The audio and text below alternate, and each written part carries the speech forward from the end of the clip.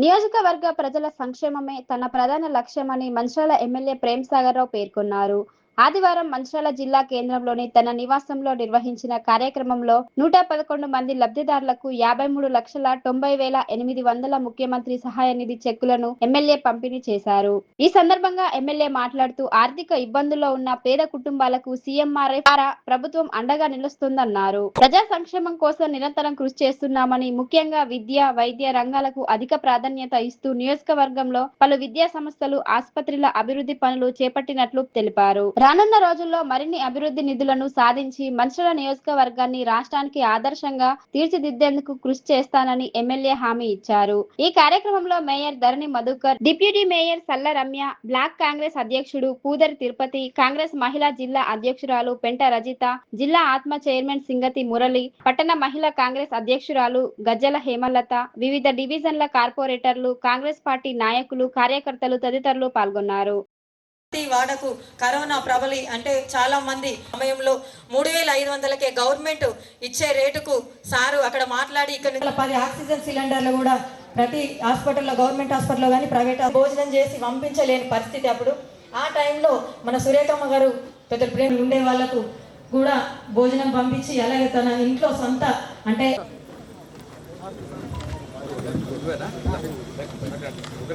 Check తీసుకున్న వాళ్ళ దగ్గరే ఉండండి. ఇక్కడ కైతి మల్లేష్, నెక్స్ట్ కార్పూర్ రాజయ్య, నెక్స్ట్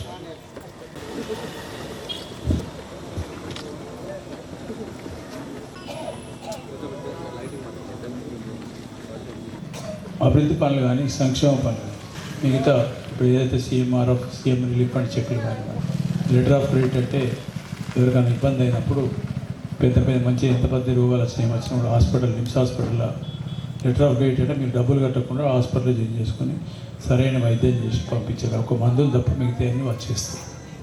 అదేవిధంగా షాదీ ముబారక్ మరియు కళ్యాణం ఇవాళ ఇదివరకు ఇచ్చాను షాదీ ముబారక్ కళ్యాణం నెక్స్ట్, కానీ నాకు తెలిసి 500, 600 అయినట్టున్నాడు.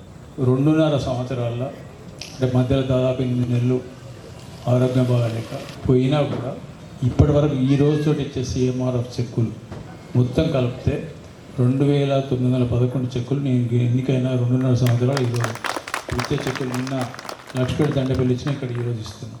వాటి విలువ డబ్బులు 9,98,98 రూపాయల చిల్లర, దాదాపు 10 కోట్ల రూపాయలు సీఎం రిలీఫ్ చెక్కుల ద్వారా ఇవ్వడం జరిగింది.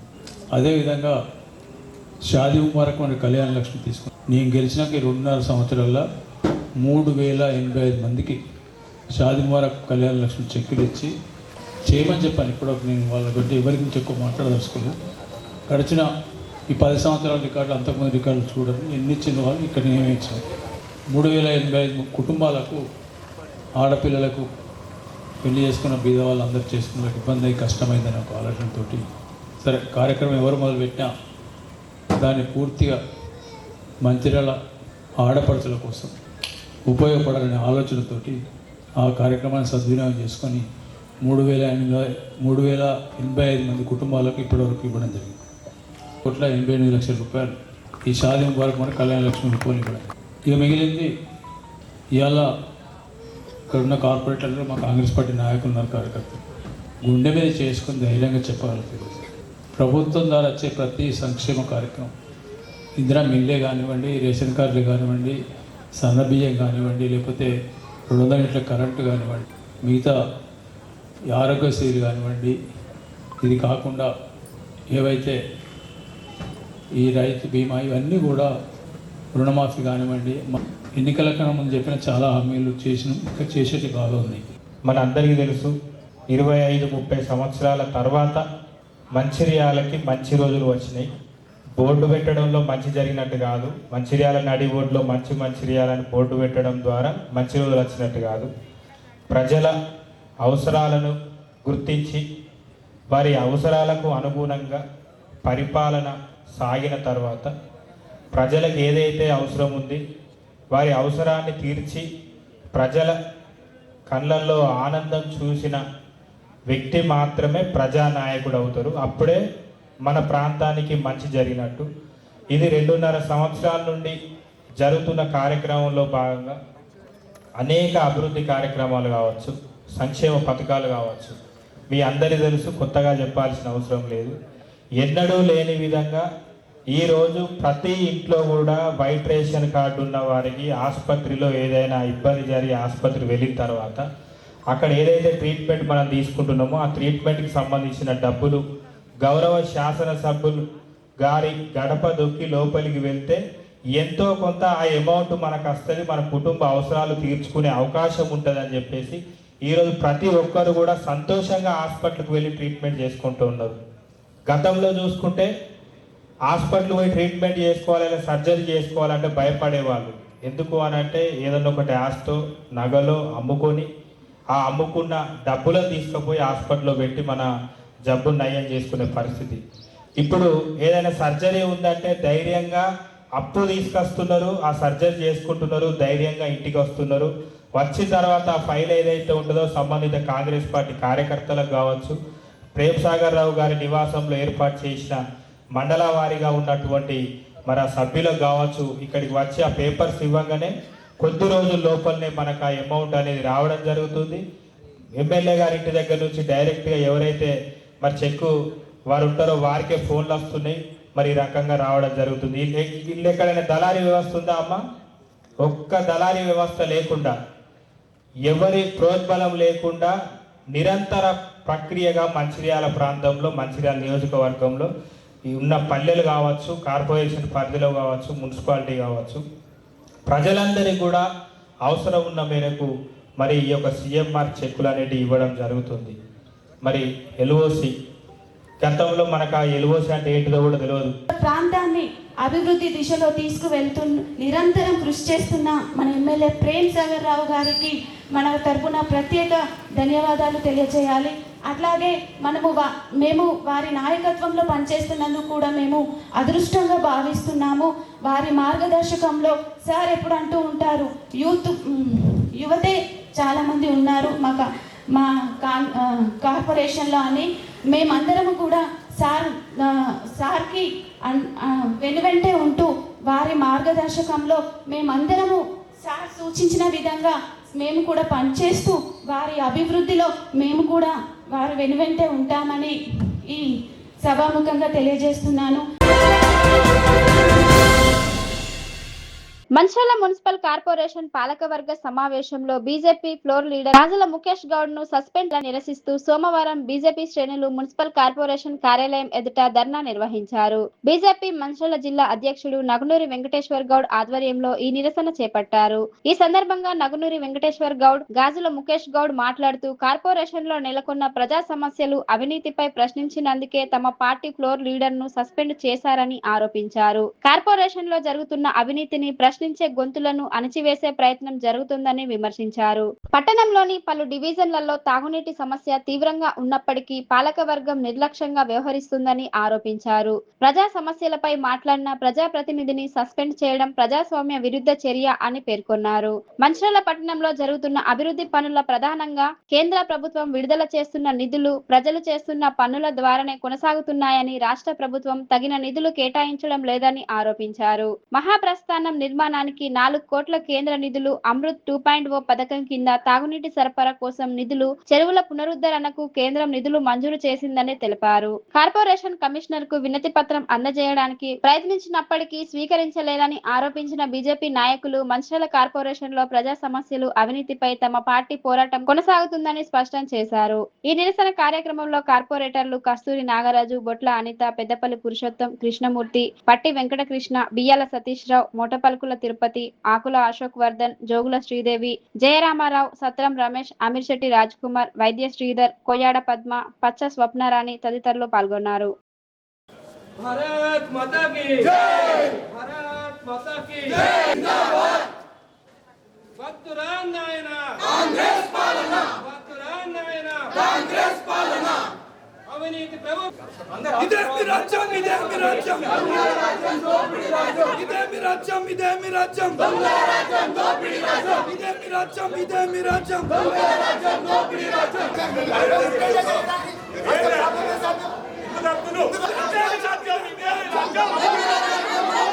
ఇదే మీ రాజ్యం, ఇదే మీ రాజ్యం, దొంగల రాజ్యం, దోపిడీ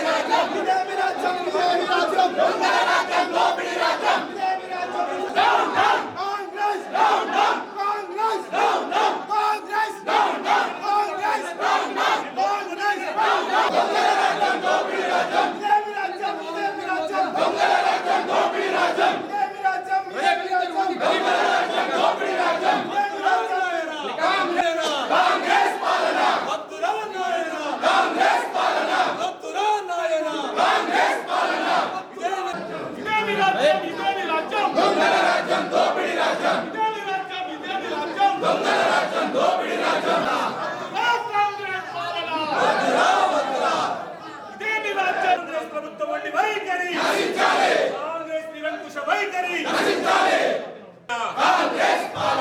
ఇదే మీ రాజ్యం, ఇదే మీ రాజ్యం, ఇదే మీ రాజ్యం, ఇదే మీ రాజ్యం.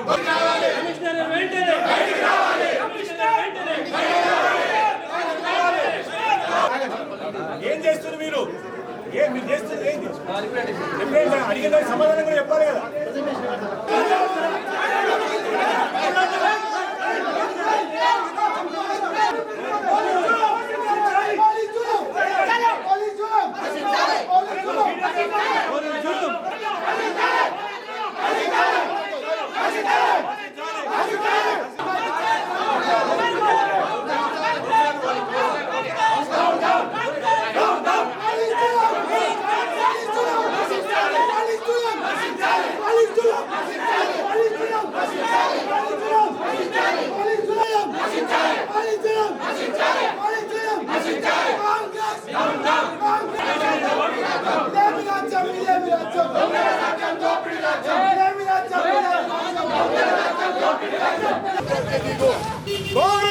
చేతగాని ప్రభుత్వమా, చేతగాని ప్రభుత్వమా, చేతగాని ప్రభుత్వమా.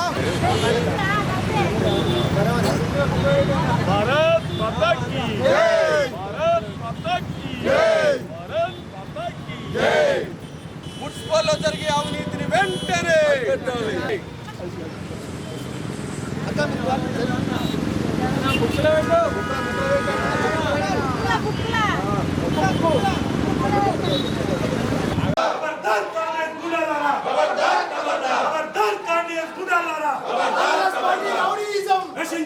కాంగ్రెస్ పార్టీ రౌడీయిజం నశించాలి. కార్పొరేషన్ల అవినీతిపై విచారణ వెంటనే.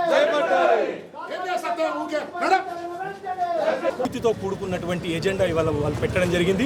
దీని విషయమై మేము కౌన్సిల్ హాల్లో ఇది విధానం కాదు, ఈ ఎజెండా అంశాలలో ఒక్కొక్క అంశం విషయంలో చర్చిద్దాం. కరెక్ట్గా ఉంటుందో దీన్ని ఆమోదిస్తాం. ఏదైతే ప్రజలకు విరుద్ధంగా ప్రజాధనం దుర్వినియోగం అవుతా ఉన్నాయో ఆ అంశాలను మేము వ్యతిరేకిస్తాం. మా భారతీయ జనతా పార్టీ తరఫున కస్తూరి నాగరాజు గారు కానీ, బొట్ల అనిత సత్తన్న గారు కానీ మేము ముగ్గురం కూడా అదే విజ్ఞప్తి చేస్తాం. దయచేసి ఏవేవైతే అవినీతి దాంట్లో ఉందో, ఏవైతే అంశాలు మీరు తీసుకొచ్చారో, ఉదాహరణకు ఒక లీకేజీల పేరు మీద 80 లక్షల రూపాయలు మీరు కాజేస్తూ ఉన్నారు. ప్యాచ్ వర్కుల పేరు మీద 45 లక్షలు మీరు ఇలా తీసుకుంటా ఉన్నారు. స్వచ్ఛ భారత్ లోపల వచ్చినటువంటి ట్రాక్టర్లు కానీ ఇతరత్ర ఏవైతే ట్రాలీలు కానీ అవన్నీ అక్కడ మరుగునబడి ఉంటే కూడా దాన్ని కనీసం చూసే ఆలోచన లేదు. ఎన్ఆర్సీపీ ప్లాంట్లు పనిచేయక కొన్ని సంవత్సరాలు అయితే అవిటిని మంచి చేద్దామన్న ఆలోచన లేదు. కేవలం ఆ ఎజెండా మొత్తం పూర్తిగా కోట్ల రూపాయలు సంపాదించుకునేటువంటి ఎజెండా పెట్టారు. దాని విషయం లోపల ఆ సమావేశం లోపల మేము లేచి ప్రశ్నిస్తే మా అందరినీ ఇమీడియట్గా మేయర్ గారు ఇమీడియట్గా వీళ్ళ మీద యాక్షన్ తీసుకోండి, నోటీస్ ఇష్యూ చేయండి అని చెప్పి ఒక జులూం లాగా, ఒక రాజుల పరిపాలన లాగా ఆయన అవలంబిస్తూ ఉన్నారు. ఇది నిజంగా ఈనాడు ప్రజాస్వామ్యానికి ఇది ఒక గొడ్డలి పెట్టు. అప్రజాస్వామికంగా మీరు పరిపాలన సాగిస్తా అంటే భారతీయ జనతా పార్టీ ఊరుకోదు. తప్పకుండా మీరు చేస్తున్నటువంటి అవినీతిని బట్టబయలు చేస్తాం. మీ ఉన్నతాధికారులు ఎవరైతే ఉన్నారో మున్సిపాలిటీకి సంబంధించిన కానీ, మంత్రులకు కానీ, ముఖ్యమంత్రికి కానీ అందరికి కూడా ఈ యొక్క ఏవేవైతే అవినీతి జరుగుతూ ఉందో, కోట్ల రూపాయల కుంభకోణం మంచిర్యాల నగరపాలిక సంస్థలు జరుగుతూ ఉన్నదో ఇవన్నిటి మీద విచారణ చేసే విధంగా మేము కంప్లైంట్ చేయబోతా ఉన్నాం. తప్పకుండా వీటి మీద విచారణ చేపట్టి చర్యలు తీసుకోకపోతే న్యాయస్థానంకైనా వెళ్ళి వీళ్ళ యొక్క ఆగడాలను అరికడతాం, వీళ్ళ అవినీతి భాగవతం అంతా బయటికి తీసుకొస్తామని చెప్పి భారతీయ జనతా పార్టీ తరఫున ఈ పాలక వర్గాన్ని హెచ్చరిస్తా ఉన్నాం. భారత్ లోపల జరిగినటువంటి సమావేశం లోపల మొదటి అంశము ఎజెండా ఏంది, కేంద్ర ప్రభుత్వ నిధులకు సంబంధించినటువంటి 81 లక్షల ఎజెండా స్వచ్ఛ భారత్ కింద వ్యర్థాలను ధ్వంసం చేయడానికి చేసినటువంటి కొనుగోలు విషయం. దీని విషయం లోపల మొదటి అంశము అని చదివి మా కార్పొరేటర్ అనిత గారు చెప్తా ఉన్నారు. మొదటి అంశము అని చెప్పి మొదటి అంశం చదవరు. అంటే కేంద్ర ప్రభుత్వ నిధులు, భారత ప్రభుత్వం ఇచ్చేటువంటి నిధుల అంశము ఇవాళ సమావేశంలో చదవకుండానే మొదటి అంశం తీసేసి రెండో అంశం చదువుతారా? ఇది ఎక్కడి పరిపాలన అండి? నియంతృత్వ వైఖరా? ఇవాళ మన వైకుంఠధామానికి 10 కోట్ల రూపాయలు కేంద్ర ప్రభుత్వం నిధులు ఇస్తే 4 కోట్ల రూపాయలు కేంద్ర ప్రభుత్వం నిధులు, 6 కోట్ల రూపాయలు ప్రజల నుండి వసూలు చేసినటువంటి ట్యాక్సులు. ఇలా మరి ఎమ్మెల్యే గారు చెప్పుకుంటా ఉన్నారు, నేను కట్టినా దానికో ట్రస్టు, ఆ ట్రస్ట్లో ముగ్గురు మీ యొక్క అనుచరులు ఉంటారు. ఎవడు అనుచరులు, ఎవడు గరీబ్ గాడు, ఎవడు అమీర్ గాడు అని తేల్చేది వీరాలే ట్రస్ట్. వాళ్ళకి ఏం కౌన్సిలర్లా, వాళ్ళు కార్పొరేటర్లా, ప్రజల నుంచి ఎన్నికైనరా వాళ్ళు? ఎవరు వాళ్ళు నిర్వహించడానికి?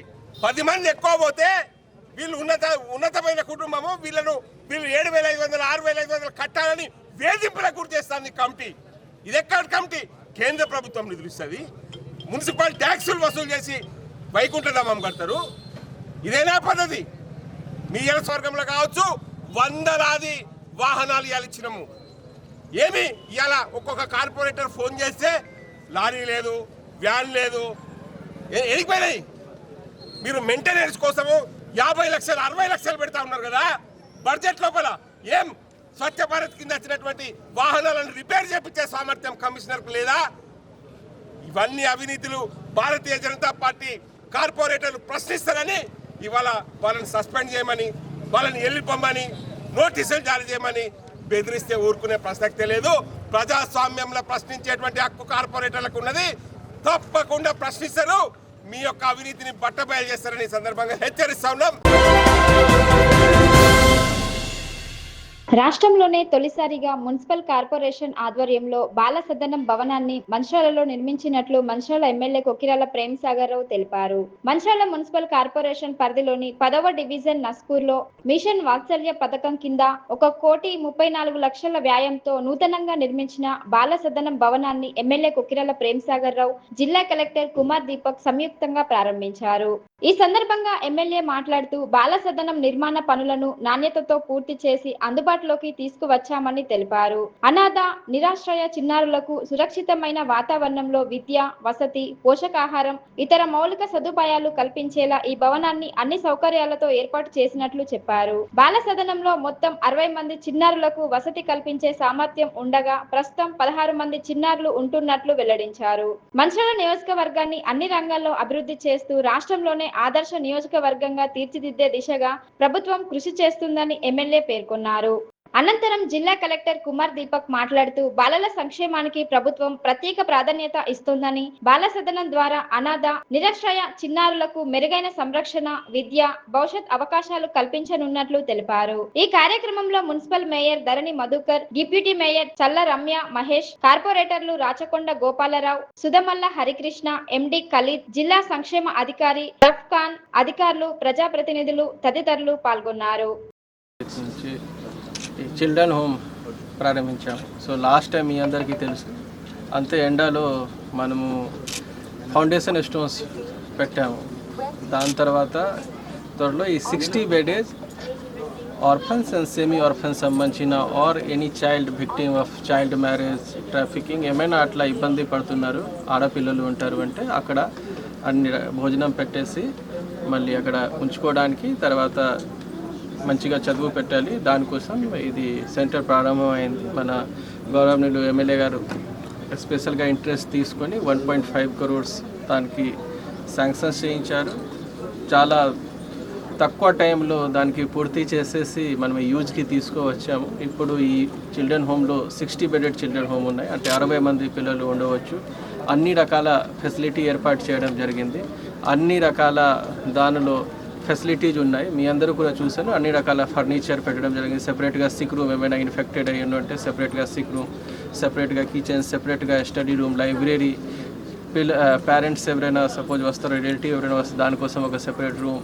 ఇక్కడ నైట్ వాచ్మెన్స్ ఉంటారు, దాంతోపాటు కుక్ 24 hours ఉంటారు, దాంతోపాటు ఇతర సిబ్బంది కూడా ఉన్నారు. ఎవరైనా 6th క్లాస్లో పిల్లలు వస్తే దానికి మన కేజీవీవీలో మంచి స్కూల్స్లో పంపిస్తున్నాము, రెసిడెన్షియల్ ఫెసిలిటీలో. సో ఈ ఫెసిలిటీ వస్తే పర్టికులర్గా గర్ల్స్ చైల్డ్కి ఎవరైనా ఇబ్బంది పడుతున్నారు, ఏమైనా ఇష్యూ ఉన్నాయి అంటే వాళ్ళకి చాలా యూజ్గా వస్తుంది. మన గవర్నమెంట్ ఎమ్మెల్యే గారు స్పెషల్ ఇంట్రెస్ట్ తోటి చాలా త్వరలో అది పూర్తి అయిపోయింది. అండ్ ఈ మంచిర్యాల పబ్లిక్కి అది ఖచ్చితంగా ఒక మంచి అసెట్స్ ఉన్నాయి. పర్టికులర్గా మన వల్నరబుల్ కమ్యూనిటీ కోసం ఏమైనా చెప్తున్నాము కదా, గవర్నమెంట్ ఖచ్చితంగా వల్నరబుల్ కమ్యూనిటీ కోసం. సో ఈ child victim, girls child victim కంటే వల్నరబుల్ ఎవరు ప్రపంచంలో ఉండవు. సో దానికోసం మనం ఒక మంచి పని చేస్తాము. So it's good. ఏదైతే మంచిర్యాల జిల్లా ఒక మంచిర్యాల కాల్సి కాకుండా మిగతా పక్క కాన్స్టిట్యూన్సీలు కూడా ఎక్కడన్నా ఇటువంటి ఆర్పణ కానీ ఏదైనా అనేకమైన వేరే అంటే భగవంతుని అంటే బాధితులు ఎవరైతే పిల్లలు ఉన్నారో వాళ్ళ తల్లిదండ్రులకు సహాయంగా చేయడానికి కూడా కోసం వాళ్ళ పిల్లలను కూడా మిగతా పిల్లల మాదిగా వాళ్ళు ఇబ్బంది పడకుండా మా పిల్లలకి ఏదో తక్కువ ఇబ్బంది పడకుండా అన్ని రకాల సౌకర్యాలతో 60 మంది పిల్లలకి ఇక్కడ చేయడం జరిగింది. వాళ్ళు ఎట్లా ఇంప్రూవ్ అవుతారో కొంచెం మంచిగా అయిన తర్వాత మళ్ళీ ప్రభుత్వ కేజీబీఎస్ కానీ వేరే హాస్టల్ ఉన్న కాడికి పంపించడం జరిగింది. 60 మందికి ఉన్నది, ఇప్పుడు 16 మంది పిల్లలు. ఎట్లా పిల్లలు కొంచెం ఇంప్రూవ్ అయినప్పుడు పోతారు. ఇక్కడ డాక్టర్ కూడా చెకప్కి వస్తారు రెగ్యులర్గా. ఇంతకుముందు కలెక్టర్గా చెప్పినట్టు రౌండ్తో క్లాక్ ఒక్కుంటాడు. వాళ్ళ పిల్లలు గార్డెన్ లెక్క మిగతా వాళ్ళు ఎవరైతే కేర్ టేకర్నో వాళ్ళందరూ ఉంటారు. అంటే సొంత పిల్లల కన్నా ఎక్కువ అంటే పేరెంట్స్కు తల్లిదండ్రులకు ఎక్కడైతే కొన్ని కుటుంబాలు పోషించలేని పరిస్థితిలా అంటే ఇటువంటి పిల్లల్ని ఇబ్బంది పడకుండా చిన్న పిల్లడు పెళ్లి చేసినప్పుడు ఇటువంటి బాధితులు ఎవరైతే ఉన్నారో వీళ్ళందరినీ కూడా ఇక్కడ తీసుకొచ్చి పెడితే మొత్తం వాళ్ళ ఇంట్లో ఎట్లయితే పిల్లలను చూసుకుంటారో ఆ విధంగా పిల్లలు చూసుకునే విధంగా ఈ సౌకర్యం ఏర్పాటు చేయడం జరిగింది. 60 మందికి ఉన్న వ్యవస్థ సరిపోతుంది. ఇక్కడ నిజంగా ఇంకా పిల్లలు ఇటువంటి బాధితులు ఎవరైనా పిల్లలు ఎక్కువ ఉంటే కూడా దాన్ని అవసరాన్ని బట్టి ఫస్ట్ ఫ్లోర్ కూడా వేసుకునే అవకాశం ఉంటుంది. ఇప్పుడున్న పరిస్థితులు 60 మందికి ఉన్నది. 60 మందికి అన్ని విధాల అన్ని సౌకర్యాలు మీరు అందరూ చూసేది. ఇప్పుడు కిచెన్ కానీ డైనింగ్ టేబుల్ కానీ అన్నీ మోడర్న్ చేసిన బెడ్స్ కూడా పెట్టారు. మ్యాట్రెస్ పర్పులు కూడా ఉన్నాయి. వాష్రూమ్లు ఉన్నాయి. వాళ్ళకి ఇబ్బంది కాకుండా మన ఆయా వచ్చి మొత్తం బట్టలు వాళ్ళ పిల్లల బట్టలు ఉతికి ఆరేసి అంటే వాళ్ళకు మంచి పిల్లలు డబ్బులున్న పిల్లలకి ఏ సౌకర్యం ఉందో అన్ని సౌకర్యాలు ఇక్కడ ప్రభుత్వం ద్వారా కలగడం జరిగింది. ఇట్లా ఇంకా చాలా ఒకటి తర్వాత ఒకటి చేసుకుంటూ పోతుంది. దానికి జిల్లా కలెక్టర్ గారు కూడా దాదాపు గడిచిన 2 సంవత్సరాల నుంచి ఈ జిల్లా సంగతి ఎక్కువ నేను మాట్లాడకుండా మంచిర్యాల నియోజకవర్గం మాత్రం అన్ని రంగాలలో ముందే ఉన్నాం. మనం రాష్ట్రంలో మొదటి 3-4 స్థానాలు ఉంటాం. ఏదంటే అదే ఆ పైన ఉంటాం కానీ కిందికి అయితే దానికి సహకరించిన దీనికి సంబంధిత అధికారులు, ఇంజనీరింగ్ సిబ్బంది, మిగతా జిల్లాకు సంబంధించిన మిగతా అందరూ కలిసి కృషి చేస్తూనే ఏదైనా కూడా ఏ కార్యక్రమాన్ని తీసుకున్నా కూడా సమిష్టి కృషి ఉన్నప్పుడు మాత్రమే ఆ కార్యక్రమం పూర్తి చేయడం జరుగుతాయి. ఏ ఒక్కరితో ఏది కూడా కాదు. దానికి సహకరించిన అధికార బృందానికి దాంతోపాటు మన చైల్డ్ హోమ్ చూసుకుంటున్న ఇన్ఛార్జ్ సూపరింటెండెంట్ అమ్మాయి ఉన్నది. అగ్రవర్ణ రాజకీయాల యుగానికి ముగింపు పలికే సమయం ఆసన్నమైందని, రానున్న రోజుల్లో బీసీలే రాష్ట్ర రాజకీయాల్లో కీలక పాత్ర పోషిస్తారని బీసీ సంక్షేమ సంఘం జాతీయ అధ్యక్షుడు జాజుల శ్రీనివాస్ గౌడ్ అన్నారు. సోమవారం మంచిర్యాల జిల్లా కేంద్రంలోని చార్వాక ఆసుపత్రి ఆవరణలో ఏర్పాటు చేసిన మీడియా సమావేశంలో ఆయన మాట్లాడారు. ఈ సమావేశంలో సంఘం రాష్ట్ర ప్రధాన కార్యదర్శి డాక్టర్ నీలకంఠేశ్వర్ గౌడ్ కూడా పాల్గొన్నారు. ఈ సందర్భంగా జాజుల శ్రీనివాస్ గౌడ్ మాట్లాడుతూ వారసత్వ రాజకీయాలు అగ్రవర్ణ ఆధిపత్య రాజకీయాలకు కాలం చెల్లిందని వ్యాఖ్యానించారు. 2028 నాటికి బీసీలకు రాష్ట్ర రాజకీయాల్లో పూర్తి స్థాయి ప్రాధాన్యం లభిస్తుందని, బీసీ వర్గానికి చెందిన నాయకుడే ముఖ్యమంత్రి పదవిని చేపట్టి పరిస్థితులు ఏర్పడతాయని ఆయన అభిప్రాయపడ్డారు. మహిళా రిజర్వేషన్ అమలులో రాజకీయ పార్టీలు, కుటుంబ సభ్యులు, బంధువులకు ప్రాధాన్యం కల్పిస్తున్నప్పటికీ పార్టీ కోసం ఎన్నో ఏళ్లుగా పనిచేస్తున్న బీసీ వర్గాలకు తగిన అవకాశాలు ఇవ్వడం లేదని విమర్శించారు. రాష్ట్రంలో అత్యధిక జనాభా బీసీలదేనని, రానున్న రోజుల్లో తమ ఓటు శక్తితో రాజకీయ సమీకరణాలను మార్చే సామర్థ్యం బీసీలకు ఉందని పేర్కొన్నారు. గతంలో పలువురు ముఖ్యమంత్రులు రాష్ట్రాన్ని పాలించినప్పటికీ ఇప్పటి వరకు బీసీ వర్గానికి చెందిన నాయకుడికి ముఖ్యమంత్రి పదవి దక్కకపోవడం విచారకరమని అన్నారు. రాష్ట్రంలోని అన్ని నియోజకవర్గాల్లో బీసీలను ఐక్యం చేసి రాష్ట్రాధికారాన్ని సాధించే దిశగా ఉద్యమాన్ని మరింత బలోపేతం చేస్తామని తెలిపారు. ఈ సమావేశంలో బీసీ సంక్షేమ సంఘం నాయకులు విక్రమ్ గౌడ్, భాస్కర్, రమేష్ యాదవ్, శ్రీనివాస్, గుమ్ముల శ్రీనివాస్, గొల్ల రాజన్న, రంగు రాజేష్, మల్లన్న, కార్తిక్, మనోజ్ తదితరులు పాల్గొన్నారు.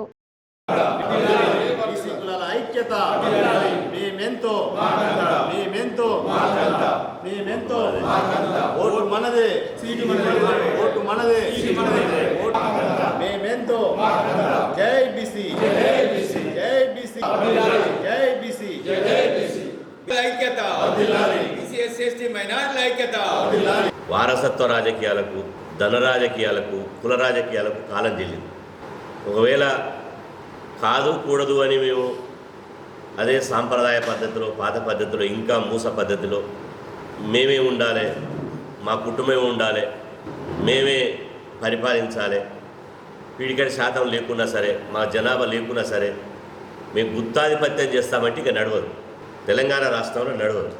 మీ వారసత్వ రాజకీయాలకు కాలం చెల్లింది. మీ కుల రాజకీయాలకు, కుల ఆధిపత్య అగ్రవర్ణ రాజకీయాలకు కాలం చెల్లిందిగా. వచ్చేది బీసీల రాజ్యమే, రాసుకోండి.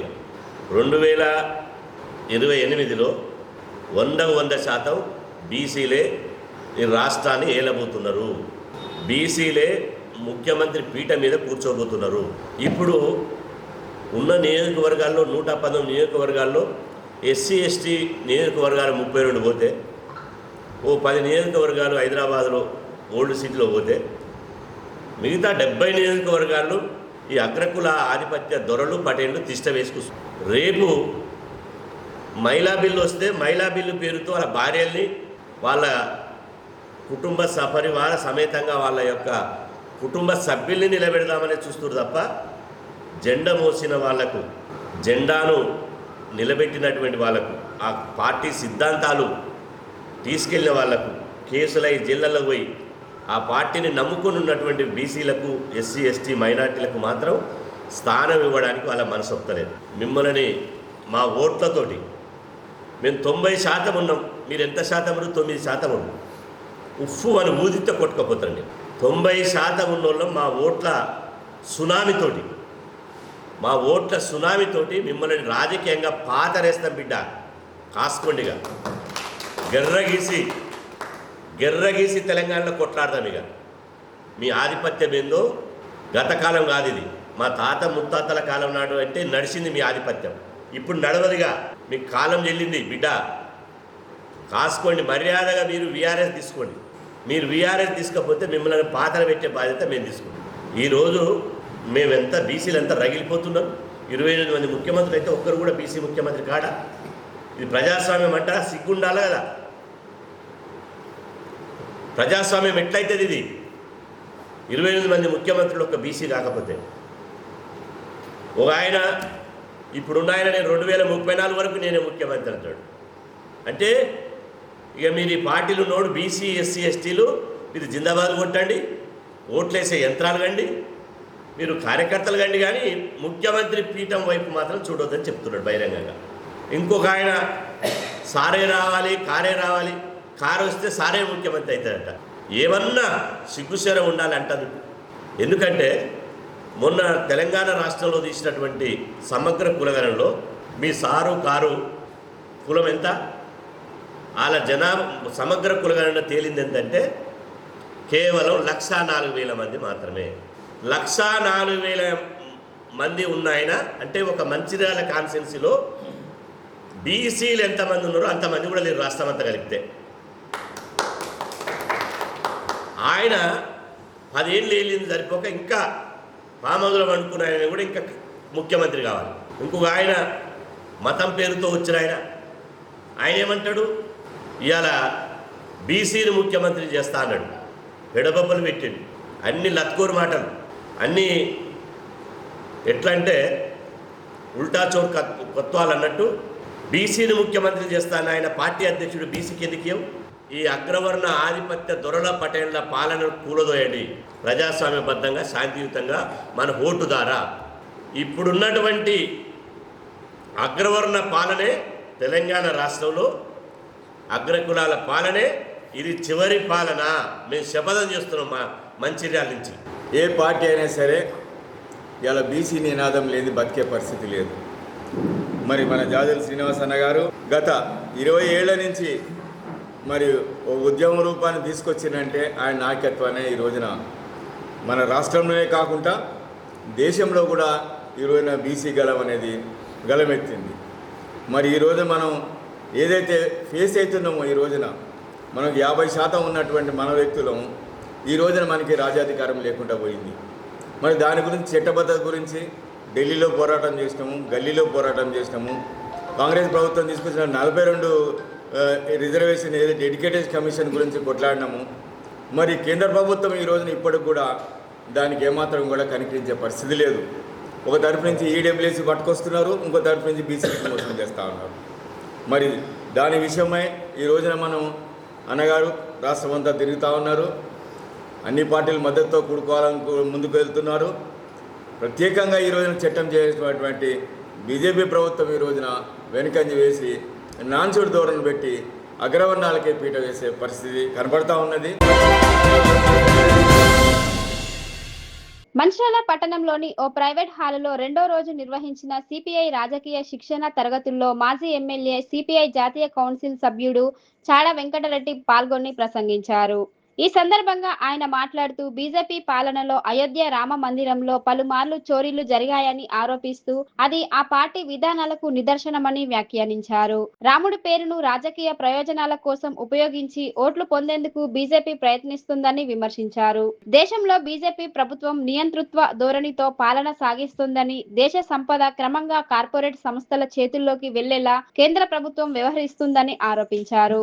ప్రధానమంత్రి నరేంద్ర మోదీ సహజ వనరులు ప్రభుత్వ రంగ సంస్థలను కార్పొరేట్ శక్తులకు అప్పగిస్తున్నారని విమర్శించారు. తెలంగాణలో గత ప్రభుత్వ హయాంలో పాత సర్పంచుల బిల్లులు పెండింగ్ లో ఉండడం బీఆర్ఎస్ ప్రభుత్వ వైఫల్యమేనని పేర్కొన్నారు. అదే సమయంలో ప్రస్తుత కాంగ్రెస్ ప్రభుత్వం పెండింగ్ లో ఉన్న పాత సర్పంచుల బిల్లులను తక్షణమే విడుదల చేయాలని డిమాండ్ చేశారు. అలాగే ఎన్నికల సమయంలో ప్రజలకు ఇచ్చిన హామీలను పూర్తి స్థాయిలో అమలు చేయాలని కోరారు. ప్రజా సమస్యల పరిష్కారం కోసం ఎర్రజెండా పార్టీలు ఎల్లప్పుడూ ప్రజల పక్షాన నిలబడి పోరాటాలు కొనసాగిస్తాయని చాడ వెంకటరెడ్డి స్పష్టం చేశారు. సరుకు సామాన్ చూస్తే ఈ ఓటర్ల సవరణ పేరుతో లేదా జనాభా సేకరణ పేరుతో జరుగుతున్న అంతు చూస్తూ ఉంటే ఇది పూర్తిగా మరి బీజేపీ ఎన్డీఏ నరేంద్ర మోడీ ప్రభుత్వం హక్కులను కాలరాసే కుట్ర చేస్తుంది. పశ్చిమ బెంగాల్లో 80 లక్షల ఓట్లు తీసేసి అక్కడ అధికారికి వచ్చినాం. అన్ని రాష్ట్రాలు ఇట్లే చేస్తాం. నిన్న ఆశ్చర్యం ఏంటంటే రాష్ట్ర బీజేపీ అధ్యక్షులతో సహా జాతీయ అధ్యక్షులతో సహా అందరూ ఏంటంటే బెంగాల్ తరహా పోరాటం చేయాలి. అంటే బెంగాల్ తరహా అంటే ఏంటిది అంటే బెంగాల్లో గుండాయిజం రౌడీజం చేసి ఇప్పుడు కూడా తృణమూల్ కాంగ్రెస్ కార్యకర్తలను ఇష్టమైనట్టుగా బెదిరింపు చేసి మరి మారణకాండ సాగుతున్న పరిస్థితులు.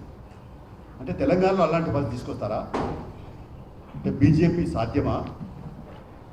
ఇలా తెలంగాణ పశ్చిమ బెంగాల్లో ఆనాడు వామపక్ష గవర్నమెంట్ ఉండింది, దాన్ని పోగొట్టి తృణమూల్ వచ్చింది. ఆ తృణమూల్ తర్వాత మేము వచ్చినాం అనేటువంటి బిర్రెగుతా ఉన్నారు. కానీ ఇక్కడ తెలంగాణలో కళ్ళు అంటా ఉన్నారు, వచ్చేది మా రాజ్యం అంటున్నారు. మీ రాజ్యం ఏమైందో తెలుస్తూ ఉంది. బీజేపీ పరిపాలన ఎలా సాగుతుందో తెలుస్తూ ఉంది. ఇవాళ హిందుత్వ ఎజెండాతో అమలు చేస్తున్నటువంటి బీజేపీ ఇలా తలదించుకోవాలి, సిగ్గుపడాలి. ఎందుకు? అయోధ్యలో ప్రతిష్టాత్మకంగా చేపట్టే రామ మందిరం, దాని పేరు అక్కడ ఏంటంటే శ్రీరామ జన్మభూమి మరి తీర్థక్షేత్రం అని పెట్టుకున్నారు. ట్రస్ట్ పెట్టారు. ట్రస్ట్కు బీజేపీలు నాయకులు. ఆ ట్రస్టులో మరి వాళ్ళ ట్రస్ట్ చూస్తుండగానే సీసీ కెమెరా ఉండగానే 70 సార్లు మరి అక్కడ దొంగతనాలు జరిగినాయంటే, డబ్బులు తిరిగినాయి అంటే, రాముని గుడిలోనే ఇట్లా జరిగితే ఇంకా మీరు దేశంలో ఎలాంటి అకృత్యాలకు పాల్పడతారో దీన్ని బట్టి అర్థం అవుతామని. అంటే మీకు రాముడు పేరుకు రాముని పేరు చెప్పి ఓట్లు కావాలి తప్ప రాముని యొక్క పవిత్రతను కాపాడే మీకు ఆలోచన లేదు. రెండవది రాముని పేరుతో లబ్ధి కావాలి తప్ప ప్రజల మేలు కోరేటువంటి పరిస్థితి లేదు. అంటే ఇలా కేంద్రంలో ఉండేటువంటి బీజేపీ అనే ప్రభుత్వానికి ఇంకా శాస్త్రంగా వాళ్ళే ఉండాలా.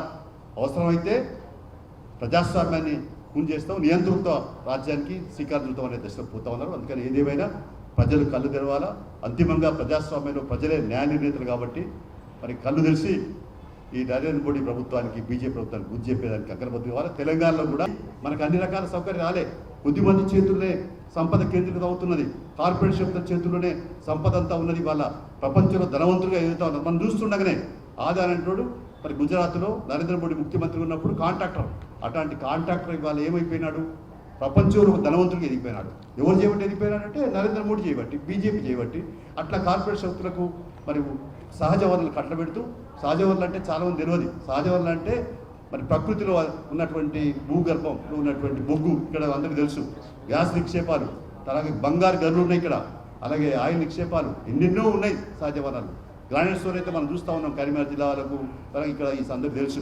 కాబట్టి ఇలాంటి ఒక సంపదని వాళ్ళకు అక్రమంగా కట్టబెట్టి ప్రభుత్వ రంగ సంస్థలు అమ్మేస్తూ విమానాశ్రయాలను కూడా కట్టబెడుతూ ఇవాళ పూర్తిగా మరి ప్రజాస్వామ్య విరుద్ధమైన లేదా ప్రభుత్వ రంగ సంస్థలు నిర్వహణ చేస్తున్నటువంటి కుట్ర సాగుతున్నారు. అన్నింటినీ కూడా ప్రైవేట్ చేసే కుట్ర సాగుతుంది కాబట్టి దానికి వ్యతిరేకంగా ప్రజలు తిరుగుబాటు చేయాలి. దానికి మరి రానున్న కాలంలో సర్వ మీద కూడా కమ్యూనిస్ట్ పార్టీ కార్యకర్తలు ప్రజాస్వామ్యాలందరూ కూడా గట్టిగా నిలబడి ఎక్కడెక్కడ ఓటు హక్కు ఎట్లా కాపాడుకోవాలో లేకపోతే ఆ లెక్కలలో ఆ ఓటర్ లిస్టులో ఎట్లా నమోదు చేసుకోవాలో దానికి కంకణబద్ధం కావాల్సిన అవసరం ఉందని మరి కమ్యూనిస్ట్ శ్రేణులకి తర్వాత అలాగే మరి వామపక్ష ప్రగతిశీల శక్తులకి ప్రజాస్వామ్యాలకు తెలియపరుస్తూ ఉన్నారు. తెలంగాణకు వచ్చేసరికి ఇవాళ మనం టీఆర్ఎస్ ప్రభుత్వం పోయి 2 ఏళ్ళున్నర దాటుతూ ఉంది. అయితే ఇప్పటికీ కొన్ని సమస్యలు ఇంకా రేవంత్ రెడ్డి ప్రభుత్వం పరిష్కరించడంలో విఫలమవుతా ఉంది. కారణం ఏంటంటే సర్పంచులకు సంబంధించి పాత వాళ్ళకి బిల్లు పెండింగ్ లేదు. అది నిజంగానే టీఆర్ఎస్ తప్పే. నేను ఊపిరి చెప్తున్నాను, ప్రెస్ ద్వారా చెప్తున్నాను. టీఆర్ఎస్ వాళ్ళు అప్పుడు ఎప్పుడైతే డబ్బులు లేకుండా వాళ్ళు పనులు చేయించారు, పెండింగ్ పెట్టారు బిల్స్. ఇప్పుడు వాళ్ళకి చనిపోతూ ఉన్నారు. మాజీ సర్పంచ్ నిన్నే ఒక మాందపురంలో పిట్టల సంపదనే పోయొచ్చారు. కాబట్టి అట్లా ఆ రకమైన దారుణాలు జరుగుతున్నాయి. కాబట్టి ఈ ప్రభుత్వం కూడా ఆలోచించాలా. నిజంగానే మాజీ సర్పంచులు వాళ్ళు ఏదైతే పనిచేసినటువంటి బిల్స్ వాళ్ళకి ఇవ్వాలి, తక్షణం పెండింగ్ పెట్టుకోకూడదు. ఫీజు రియంబర్స్ పెండింగ్ పెట్టుకోకూడదు. అది విద్యార్థి జీవితాలతో ఆడుకున్నట్టు అవుతుంది. తర్వాత రైతు భరోసా లాంటివి కూడా ఇవ్వాలి. ఇంకా మిగతా సంక్షేమ పథకాలు ఒకటిగా మీరు అమలు చేయండి. మీరు నాన్సకండి, పెండింగ్ పెట్టకండి. తర్వాత అన్నిటికంటే ప్రధానంగా ఇళ్ల స్థలాలు ఎక్కడైతే గుడిసెలు వేసుకొని ప్రజలు ఉంటా ఉన్నారో, గత టీఆర్ఎస్ ప్రభుత్వం కేసీఆర్ ముఖ్యమంత్రి ఉన్నప్పటి నుంచి ఉన్నాయో అంతకంటే మొదలున్నాయో వాటికి సంబంధించి కూడా మీరు సర్వే చేసి మరి వాళ్ళకి ఏదైతే ఉందో అరులైన వాళ్ళకి, లేని ఉన్నోళ్ళకి ఇవన్నీ చెప్తారు, పేదవాళ్ళకి దాని దిగున్న వాళ్ళకి మరి సోషల్ ఎకనామిక్ సర్వే చేసి వాళ్ళందరికీ పట్టాలు ఇవ్వాల్సిన అవసరం ఉందని చెప్పి సిపిఐ డిమాండ్ చేస్తుంది. వరంగల్ కాడ మన కూల్చిన సంఘటనలు మరి ఆ రకమైనటువంటి ఇంకా అంటే అనేక చోట్ల మరి కూల్చిన సంఘటనలు చూస్తూ ఉంటే చాలా దారుణంగా ఉండే. మరి దాన్ని తీవ్రంగా ఖండిస్తున్నాం. తక్షణమే రేవంత్ రెడ్డి ప్రభుత్వం కూడా ముఖ్యమంత్రిగా దృష్టికి తీసుకువచ్చినాం.